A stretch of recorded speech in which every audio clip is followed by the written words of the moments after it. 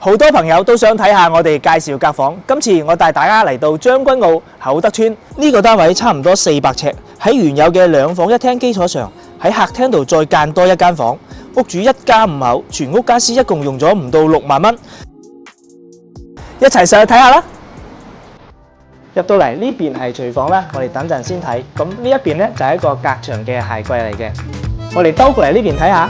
咁喺呢個區域，我哋就做咗個隔房啦。咁呢個隔牆鞋櫃就留咗少少中空位，用嚟擺下鎖匙啊、包包啊呢啲物品啊。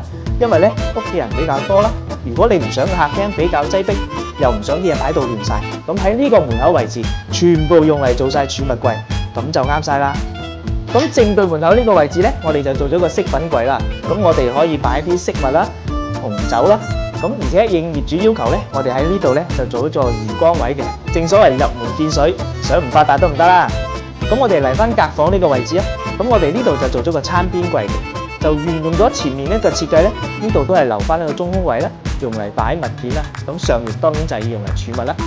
咁我哋而家入嚟房間睇下，咁因為房間都係比較窄嘅，所以咧我哋就做咗一張地台床喺度咧。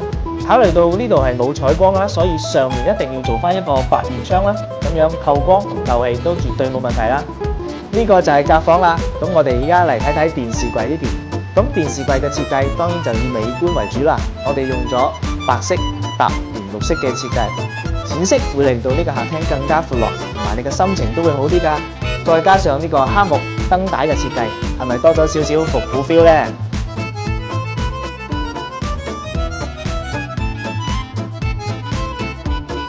入到嚟仔仔房，上下床錯位嘅設計，會令到成個空間更加寬鬆，2個小朋友各自嘅空間就更加多啦。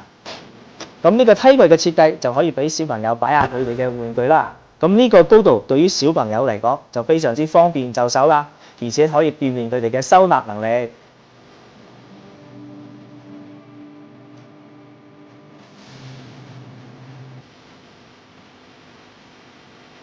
咁而家我哋嚟到主人房啦。咁因應空間上面嘅要求咧，呢個主人房設計就相對比較簡單啲嘅，主要就係要滿足主人家嘅休息啦同儲物嘅要求，咁就 OK 噶啦。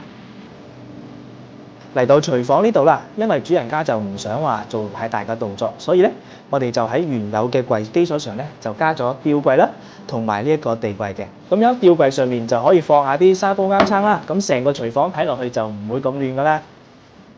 有時人多咗就需要更多個空間，咁我哋咧就可以通過隔房嚟實現啦。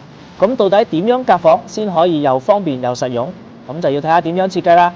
如果你都有需要，就 P 一張戶型圖俾我幫你睇下啦。